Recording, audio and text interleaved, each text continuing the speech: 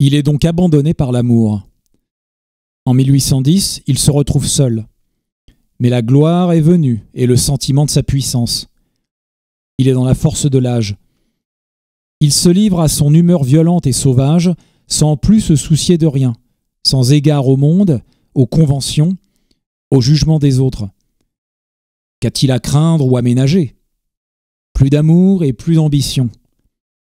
Sa force, voilà ce qui lui reste. La joie de sa force et le besoin d'en user, presque d'en abuser. La force, voilà la morale des hommes qui se distingue du commun des hommes. Il est retombé dans la négligence de sa mise, et sa liberté de manière est devenue bien plus hardie qu'autrefois. Il sait qu'il a le droit de tout dire, même aux plus grands. « Je ne reconnais pas d'autre signe de supériorité que la bonté », écrit-il le 17 juillet 1812. Bettina Brentano, qui le vit alors, dit qu'aucun empereur, aucun roi n'avait une telle conscience de sa force. Elle fut fascinée par sa puissance. « Lorsque je le vis pour la première fois, écrit-elle à Goethe, l'univers tout entier disparut pour moi. Beethoven me fit oublier le monde et toi-même, ô Goethe.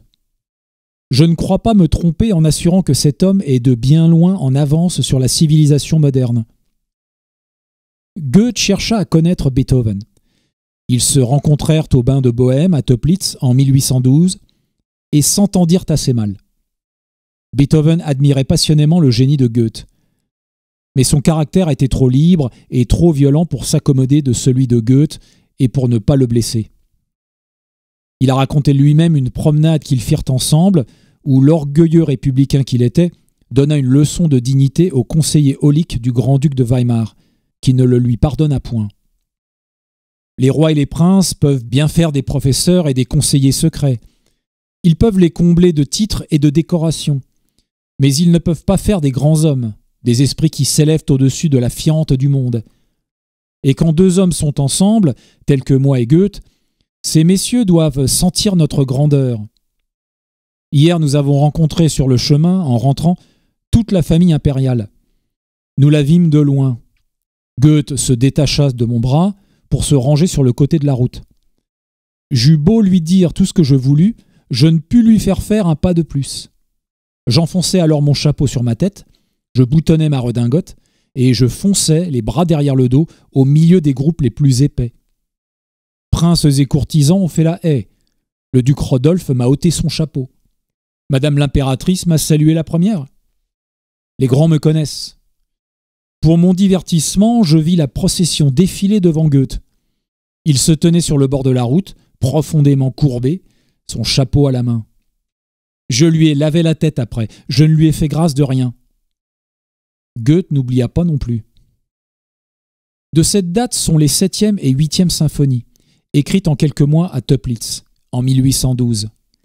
L'orgie du rythme et la symphonie humoristique, les œuvres où il est montré peut-être le plus au naturel et, comme il disait, le plus déboutonné, avec ses transports de gaieté et de fureur, ses contrastes imprévus, ses saillies déconcertantes et grandioses, ses explosions titaniques qui plongeaient Goethe et Zeller dans l'effroi et faisaient dire de la symphonie en La, dans l'Allemagne du Nord, que c'était l'œuvre d'un ivrogne.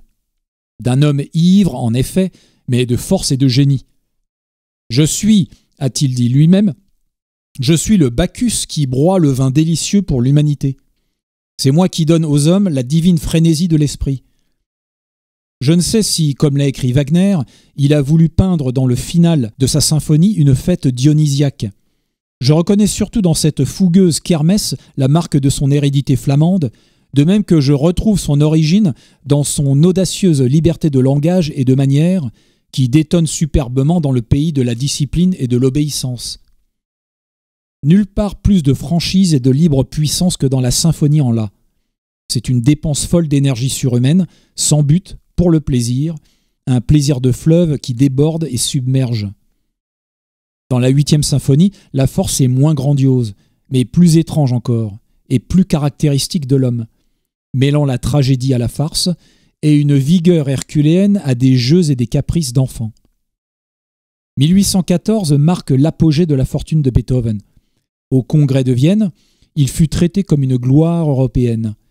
Il prit une part active aux fêtes, et les princes lui rendaient hommage, et il se laissait fièrement faire la cour par eux, comme il s'en vantait à Schindler.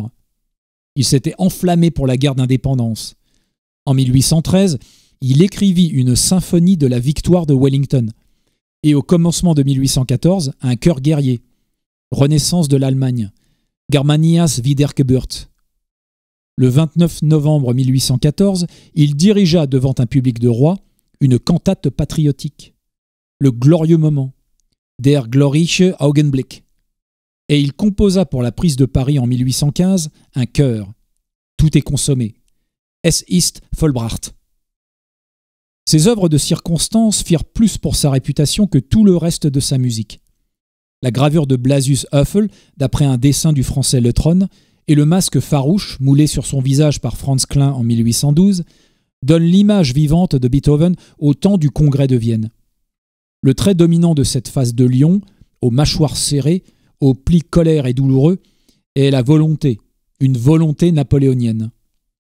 On reconnaît l'homme qui disait de Napoléon après Iéna « Quel malheur que je ne me connaisse pas à la guerre comme à la musique, je le battrais !»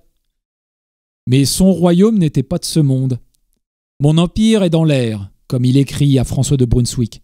« Mein Reich ist in der Luft ».